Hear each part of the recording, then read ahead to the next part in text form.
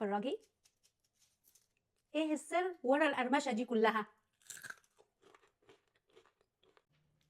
اهلا بيكم في اكله وضحكه. وصفه النهارده حلقات بصل مقرمشه زي الجاهزه بالظبط بس من غير بيض. انتوا جاهزين؟ يلا بينا.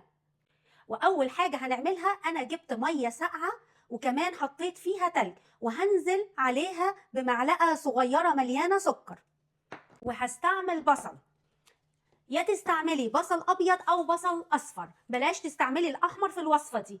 هقشرها عشان نقطعها حلقات. هنقطعها حلقات، احنا ولا عايزينها رفيعه قوي ولا سميكه قوي، تبقى متوسطه عشان نضمن ان هي هتستوي من جوه.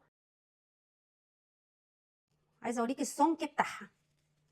ادي السمك البصله اهو، ده نفكهم من بعض وننزلهم في الميه الساقعه.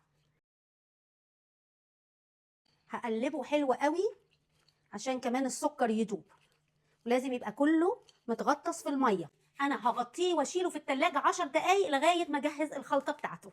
بصوا انا جبت كوبايتين دقيق، هحط عليهم 4 معالق كبار نشا مليانين، وهنزل عليهم بمعلقه صغيره توم باودر ومعلقتين صغيرين من البابريكا المدخنه، وهنحط ملح وفلفل طبعا حسب ما انتوا عايزين. بعد ما تحطوا الخلطه جربوه، لقيتوه ملحه مظبوط يبقى اوكي. انا هحط ملح وفلفل. والسر بقى هنا دي ميه غازيه، ماشي، اللي هي الميه الفواره دي. هحط قد ايه؟ هحط كوبايتين، ولازم يكون الميه ساقعه. دي بصي بقت عامله زي عجينه الزلابيه كده. بعد ما نقعت البصل بالميه الساقعه والتلج والسكر لمده يعني معاكي من 10 دقايق لربع ساعه كده، صفيته وجبت مناديل المطبخ ونشفته حلو. كل اللي هعمله هجيب البصل وانقعه في الخلطه دي، هسيبه كده 10 دقايق لغايه ما اجهز الطبقه الخارجيه.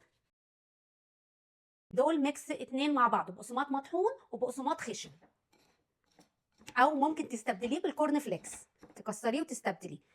بصله بصله كده وهنغطسها، يا ريت بايدك النظيفه، الايد دي خليها نظيفه، وهتحاولي تغطي كده اهو كده، وهحطها هنا. عايزاها اكتر تبقى مقرمشه زياده، بترجعي ترجعيها تاني في الخليط السائل وترجعيها للبقسماط.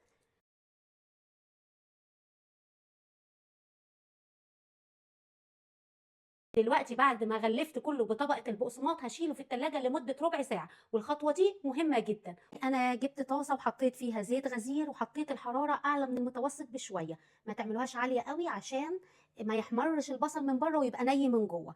هشوف الزيت سخن ولا لا. اهم حاجه تنزلوا واحده وتستنوا كده كام ثانيه وارجعوا نزلوا الثانيه وهكذا.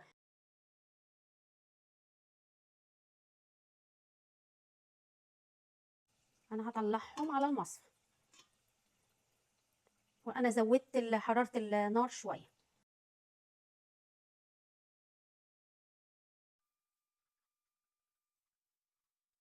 بصوا بعد ما الطبق جاهز، بصوا المنظر، بصوا انا هسمعكم الصوت، سامعين؟ بصوا ولا الطبقه فكه ولا حاجه اهو، سامعه؟